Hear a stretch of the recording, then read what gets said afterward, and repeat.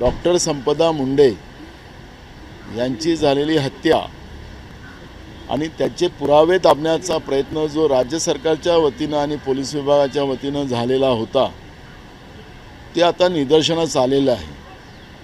आमचे नेते राहुल गांधीजींनी स्वतः त्या कुटुंबाची विचारपूस केली, त्या पद्धतीचं ट्विट त्यांनी केलं आणि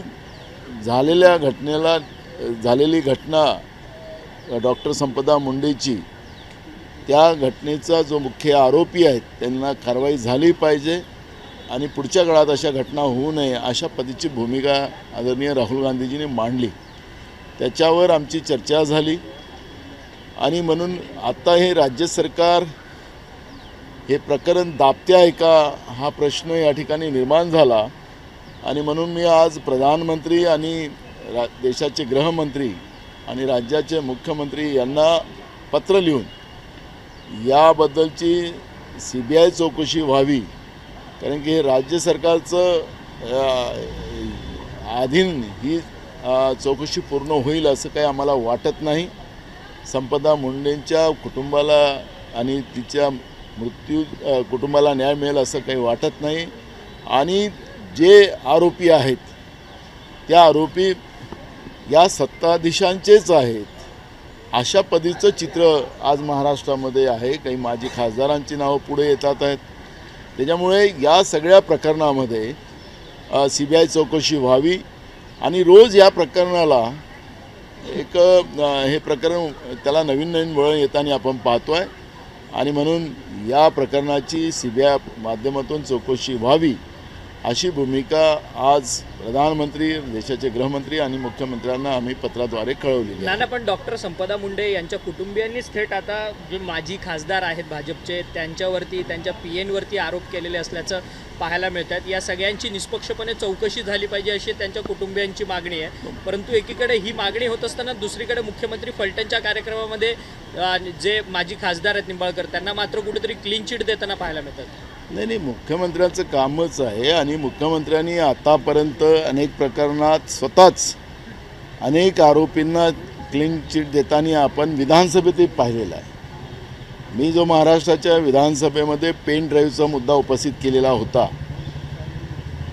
त्या मुद्द्यामध्येही त्यांनी स्वतःच क्लीन चिट देऊन टाकली। ते म्हणू शकले असते की आम्ही चौकशी लावू, आम्हाला पुरावा द्या, आमच्या जो पुरावे होते, पण त्यांनी क्लीन चिट देऊन टाकली। याचा अर्थच महाराष्ट्रामध्ये या पद्धतीच्या सगळ्या महिला अत्याचार जे होते आहे, आताच त्यांचे भाजपचे अध्यक्ष मोरे ते पिंपरी चिंचवडचे, त्यांचा कालच तेजस्विनी कदम नावाच्या एका मुलीनी त्यांच्या विरोधात पिंपरी चिंचवडमध्ये त्यांच्या विरोधात गुन्हा दाखल केला जात नाही अशा पद्धतीचं पोलीस स्टेशनमध्येच त्या ठाण मारून बसल्यात आणि मग त्या मुलीच्या दबावामुळे मग पोलिसांना त्या ठिकाणी गुन्हा दाखल करावा लागला। त्यांनी पुरावे दाखल केले, त्यांच्या सोशल मीडियावर पाहिलं असेल तर तो जो त्यांचा भाजपचा अध्यक्ष मोरे आहे तो आणि ती तेजस्विनी कदमचे अनेक फोटोज आपल्याला पाहायला मिळतात आहेत आणि मोरे म्हणतो की आम्ही ओळखतच नाही, तो भाजपचा अध्यक्ष आहे। आणि म्हणून अशा या सगळे प्रकरण महाराष्ट्रामध्ये रोज या ठिकाणी घडत असताना या ठिकाणी मुख्यमंत्री क्लीन चिट देतात, हे खऱ्या अर्थानं दुर्भाग्य आहे। शाहू फुले आंबेडकरांचा महाराष्ट्र आहे आणि या सावित्रीबाई फुल्यांच्या महाराष्ट्रामध्ये महिलांवर होणारे अत्याचार आणि मुख्यमंत्रीच त्यांना क्लीन चिट देत असेल हे दुर्भाग्य आहे।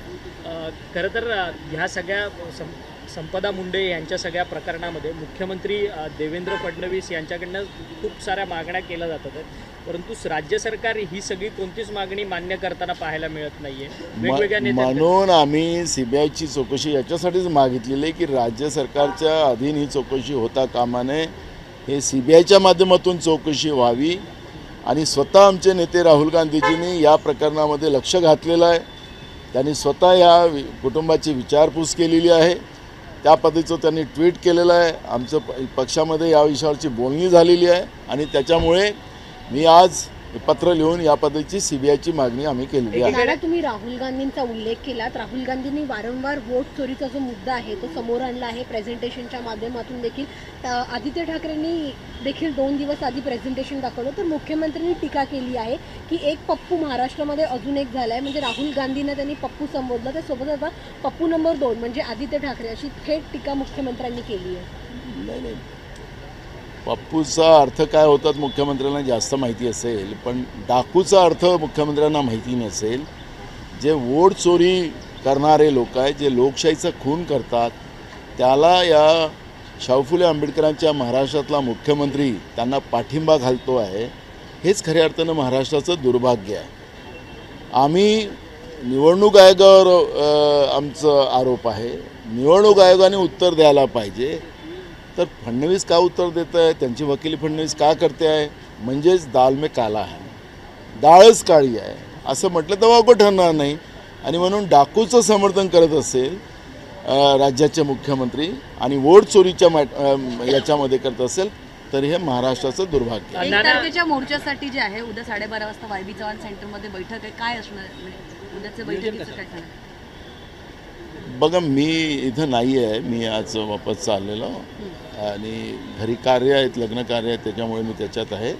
आमचे प्रदेशचे सगळे पदाधिकारी राहतील आणि त्या पद्धतीचं काय आयोजनाचं स्वरूप राहील ते तुम्हाला उद्या कळेल. दंगेकरांच्या बाबतीत दंगेकरांना पोटनिवडणुकीत तुम्ही निवडून आणण्याकरता खूप मेहनत वगैरे केली आणि त्यानंतर मात्र ते शिवसेनेत गेले आणि शिवसेनेत गेल्यानंतर देखील ते गप्प न बसता सातत्यानं पुण्यातले एक भ्रष्टाचाराची प्रकरणं ते उकरून काढताना पाहायला मिळत आहेत. मोहळांच्या विरुद्ध त्यांनी संपूर्ण रान पेटवलं. आता हेमंत रासने जे कसब्याचे आमदार आहेत त्यांचा देखील एक भ्रष्टाचाराचा मुद्दा ते घेऊन बाहेर येताना पाहायला मिळतात. कुठेतरी ह्या सगळ्या प्रकरणावरतून महायुतीमधनं आता दंगेकरांना गप्प बसवण्याची तयारी सुद्धा केली जाते. बघा, पुण्याचा अभ्यास आपण केला तर पुण्यामध्ये आता लोक राहायला तयार नाही. तिथल्या प्रॉपर्टीच्या किमती कमी होत चालल्यात असं आपण पाहतोय. पुणे हे शहर आता महाराष्ट्रातलं गुंडाइझमचं शहर झालं आहे का, अशा पद्धतीचं चित्र आता निर्माण झालेलं आहे. आणि त्याच्यामुळे मला असं वाटतं की आणि त्याला या पद्धतीचं निर्माण करणं, महाराष्ट्राच्या सांस्कृतिक आणि शैक्षणिक माहेरघर असलेल्या पुण्याची जी हालत खराब केलेली असेल तर ती भाजपने केलेली आहे. एका फार काळ भाजप तिथं आता सत्तेत आहे. आमदार त्यांचे जास्त आहेत, खासदार त्यांचे होते आणि त्याच्यामुळे मला असं वाटतं की महानगरपालिका त्यांची होती आणि त्याच्यामुळे पुण्यातला जो वारसा होता तो वारसाच आता त्या ठिकाणी संपलेला आहे आणि त्याच्यामुळे भाजप याच्यामध्ये सगळी इन्क्लूड आहे. आता आपण पाहिलं असेल की जैनचा जो वाद होता त्याच्याबद्दलचं दंगेकरांनी जो त्याच्यामध्ये ती रजिस्ट्रीच त्यांची रद्द केली. म्हणजे तिथं किती मोठा या पद्धतीचा गुंडाराज चाललेला असेल, जमीन माफिया कशा असतील हे आपल्याला त्याच्यातून निदर्शनास आलेलं आहे. स्थानिक स्वराज्यामध्ये धनगेकर यांना शिंदेनी थेट भेटून सांगितलेलं आहे की अशा पद्धतीनं महायुतीमध्ये वितुष्ट येईल, अशा पद्धतीची वक्तव्य टाळा, अशा पद्धतीनं आपल्या मित्रपक्षांविषयी बोलत असताना आपण भूमिका स्पष्ट करा असंही म्हटलेलं आहे. बघा, आता या सरकारमध्ये हे 3 तिघाडा काम बिघाडा सरकार आहे. या सरकारमध्ये शिंदेच्या लोकांवर कारवाई चाललेली आहे. कोणावर इन्कम टॅक्सचे धाडी चालू झालेलं आहे, कोणावर ईडी बसवण्याचं काम चालू आहे. अशा पद्धतीचं चित्र चाललेलं आहे. त्यामुळे शिंदेच्या गटातली लोक भाजपचा भ्रष्टाचार बाहेर काढताना आपण पाहतो आहे. आणि सध्या अजित पवार आहे हे थोड्या शांततेनं बघतात आहेत. हे यांचं संपल्यानंतर अजित पवारांचे लोक येतील. त्यामुळे या सरकारमध्ये आपल्याला या 3 तिघाडा काम बिघाडा सरकार जे आहे, महाराष्ट्रामध्ये शेतकऱ्यांचे प्रश्न आज ऐरणीवर आहे. महाराष्ट्रामध्ये सगळीकडे ओला दुष्काळाची परिस्थिती असताना सुद्धा मुख्यमंत्री म्हणतात की कुठलंही धोरण नाही की ओला दुष्काळ जाहीर करायचा. हे विरोधी पक्ष नेते होते त्यावेळेस आमच्या सरकारला सांगते की ओला दुष्काळ जाहीर करा. त्यावेळेस ही परिस्थिती नव्हती. पण आज महाराष्ट्रामध्ये तोंडात आलेला घास शेतकऱ्यांचा हिरावला गेला आणि राज्याचे मुख्यमंत्री सांगतात की ओला दुष्काळ जाहीर करता येत नाही. ज्या रकमा त्या जाहीर करतात आहेत त्या फक्त रकमा जाहीर करतात आहेत, पण शेतकऱ्यांच्या खात्यात पैसे जात नाही, हे त्याच्यात तेवढं सत्य आहे. आणि ओला दुष्काळावर ओला दुष्काळ अशी ही नवीन एक आसमानी संकट महाराष्ट्रामध्ये पहिल्यांदा पडते आहे. ओला दुष्काळ पहिला होऊन गेला, आता पुन्हा हा जो अवकाळी पाऊस पडतो आहे त्याच्यामुळे तोंडात आलेला घास आता शेतकऱ्याच्या हातून चालला गेला. आणि अशा परिस्थितीत सरकार आकडे फक्त जाहीर करते आणि मदत कुठली करत नाही. आणि त्याच्यामुळे महाराष्ट्रामध्ये शेतकऱ्यांच्या मोठ्या प्रमाणात आत्महत्या सुरू झालेल्या आहेत. आणि म्हणून हे जेव्हा विरोधी पक्षात होते हेच त्यावेळच्या सरकारच्या विरोधात पोलीस स्टेशनमध्ये गुन्हे दाखल करत होते की यांना शेतकऱ्यांच्या आत्महत्याची जबाबदारी यांच्यावर फिक्स करून यांच्यावर गुन्हे दाखल करा, ही मागणी फडणवीस आणि त्यांचे सगळे सहकारी करायचे आहेत. आता काय केलं पाहिजे ते फडणवीसांनी सांगावं. नाना बच्चू कडू आगामी देखील स्थानिक याच स्वराज्य सगळ्या संस्था बच्चू कडू देखील याच आगामी मुद्द्यावरती स्थानिक स्वराज्य आंदोलन संस्था करतात. नागपूरमध्ये निवडणुकीसाठी रेल रोको त्यांच्या कार्यकर्त्यांकडनं होतं ते. इच्छुक उमेदवारांना आता त्यांनी अर्ज वाटायला सुरुवात केली. जवळपास 100 अधिक लोकांना जे इच्छुक आहेत त्यांना उमेदवारी अर्ज आहे तो दिला गेलाय. स्थानिक पातळीवरती एकला चळवळीची भूमिका काँग्रेसने घेतली. 100 लोकांना असे अर्ज दिले गेले. मुंबईमध्ये सुद्धा तेच चित्र आहे. मुंबई काँग्रेसने निवडली. बघा, काँग्रेसनी सगळ्यात पहिले जाहीर केलेलं होतं की स्थानिक पातळीवर जी काही परिस्थिती असेल तिथले नेते आणि कार्यकर्ते जे निर्णय घेईल तेच पक्षपातीवर निर्णय घेतला जाणार आहे. त्यामुळे काही ठिकाणी अलायन्स पण होऊ शकतं, काही ठिकाणी होऊ पण शकणार नाही. ही परिस्थिती आहे. आणि हे फक्त काँग्रेसच करते असं नाही, महाराष्ट्रामध्ये सगळे पक्ष याच पद्धतीनं कामाला लागलेले आहेत. नाना बच्चू कडूंचं आज नागपुरामध्ये मोठं भव्य आंदोलन पाहायला मिळत आहे. लोक रस्ता रेल्वे ट्रॅक शेतकरी जे आहेत ते आता रेल्वे ट्रॅकवरती उतरलेत आणि रेल रोकोचा प्रयत्न करताना पाहायला मिळतात. कर्जमाफीचा मुद्दा जो आहे तो गाजताना पाहायला मिळतो. याच महायुतीच्या सरकारने कर्जमाफी करू असं आश्वासन निवडणुकीच्या दरम्यान दिलेलं होतं. बघा, महाविकास आघाडीचं सरकार महाराष्ट्रात आल्यानंतर आम्ही कुठलंही आश्वासन दिलेलं नव्हतं. तरी आमच्या नेत्या सोनिया गांधीजींनी जेव्हा महाविकास आघाडीचं सरकार महाराष्ट्रात होत असताना महात्मा ज्योतिबा फुले यांच्या नावाने कर्जमाफीची घोषणा करून त्याच बजेट अधिवेशनामध्ये पहिल्याच बजेट अधिवेशनामध्ये कर्जमाफी या महाराष्ट्रातल्या शेतकऱ्यांची सरसकट केली गेली होती. पण हे जे सरकार आहे, मग कधी अजित पवार वेगळी कहाणी सांगतात, कधी फडणवीस वेगळी कहाणी सांगतात, कधी एकनाथ शिंदे वेगळी कहाणी सांगतात आणि शेतकऱ्यांचे कर्जमाफीच्या बद्दलची सातत्याने दिशाभूल करतात आहेत. तुमच्या जाहीरनाम्यामध्ये कर्जमाफीची घोषणा तुम्ही केलेली होती.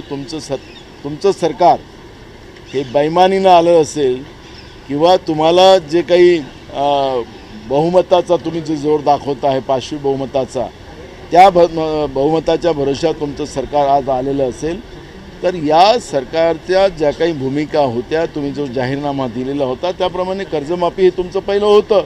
मग कर्जमाफी काय करत नाही? आम्ही करू. अरे काय किती शेतकऱ्यांच्या आत्महत्या तुम्हाला पाहिजे? आणि त्याच्यामुळे स्वाभाविक आहे की महाराष्ट्रात शेतकऱ्यांच्या आत्महत्याचं जे प्रमाण वाढतं आहे त्याच्यामुळे शेतकऱ्यामध्ये उद्रेक सुरू झालेला आहे. आणि म्हणून शेतकरी कायदा हातात घ्यायला निघालेला आहे. आणि त्या दृष्टिकोनातून तातडीनं सरकारने कर्जमाफीची घोषणा करून आणि याच येणाऱ्या अधिवेशनामध्ये त्या पद्धतीचं त्यांनी प्रोव्हिजन करून जाहीर करून या राज्यातल्या शेतकऱ्यांचं सरसकट कर्ज माफ केलं पाहिजे. ही भूमिका काँग्रेस पक्षाची पहिली होती, आजही आहे. आगामी स्थानिक स्वराज्य संस्था निवडणुकी आणि शिष्टमंडळ जे आहे ते राजू शेट्टी असतील किंवा बच्चू कडू असतील ते म्हणतात की नागपूरमध्येच ह्या सर्व मंडळींना आलं पाहिजे.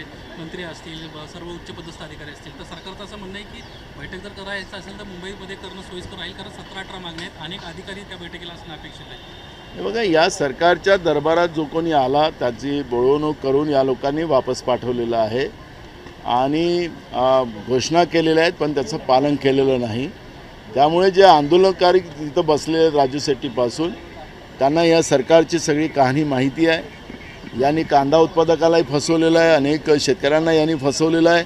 त्याच्यामुळे हे पुन्हा पुन्हा होऊ नये यासाठी आंदोलकांनी या ठिकाणी ती भूमिका घेतलेली आहे.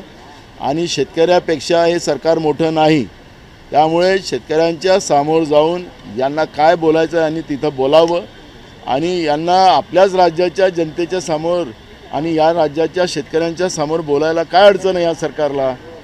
त्यामुळे हे जनतेचं सरकार असेल तर हे तिथं जाईल आणि हे जनतेतलं सरकार नसेल तर हे जाणार नाही, कारण की यांना भीती आहे. त्यामुळे आता या सरकारची परीक्षा आहे आणि या परीक्षेमध्ये सरकारने पास व्हावं, नापास होऊ नये. आणि हे नापास झालं तर या सरकारला पळता भुई या राज्यातला शेतकरी सोडणार नाही अशी परिस्थिती आज आहे.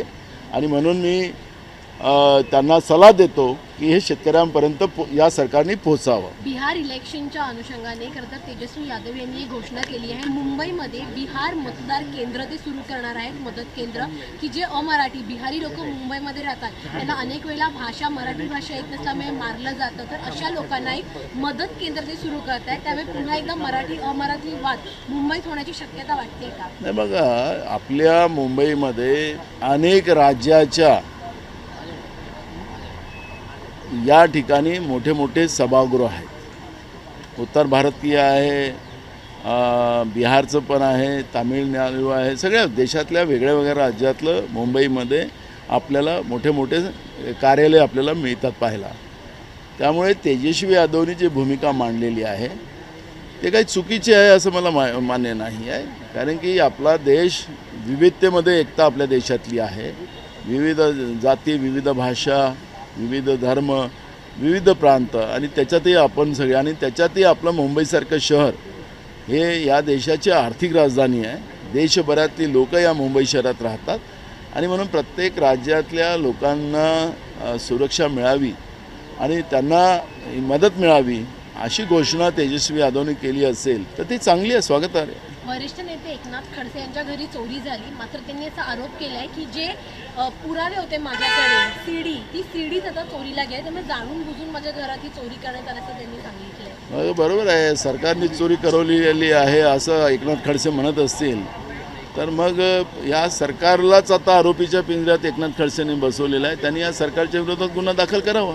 शेवटचा प्रश्न, उपमुख्यमंत्री अजित पवार यांच्याच पक्षातील आता नेत्यांचं म्हणणं आहे की पक्षात शिस्त राहिलेली नाही. त्यांनीच अजित पवारांकडे नाराजी व्यक्त केली, त्यांच्याच मागे आमदार. आता त्यांचा एक गोंद्यात आमच्याकडे एक नेता आहे या अजित पवारांच्या पक्षाचा. त्यामुळे आता त्या नेत्यामध्ये शिस्त आहे की नाही त्याच्यावरून समजा. आपल्याकडे भातावरून शिस्तीची परीक्षा असते. त्यामुळे मला त्यांच्या पक्षाबद्दल जास्त प्रतिक्रिया द्यायची नाही. तर मग आता तेच आहे ना, तेच मी तुम्हाला सांगतो आहे की राष्ट्रवादी हा जो अजित पवारांचा पक्ष आहे त्या पक्षातली जे काही प्रमुख 3 नेते आहेत, अजित पवार नाही, प्रफुल्ल पटेल आणि सुनील तटकरे, यांची फोटो तिथं लावलेली होती. ते कसे हसत होते ते डान्स चालूच असताना, ते बघितलं आपण सगळ्यांनी. त्यामुळे मला त्यांच्या पक्षाबद्दल जास्त प्रतिक्रिया द्यायचं कारण नाही. पण त्या पक्षात काय चाललेलं आहे त्याच्यातून स्पष्ट होतं.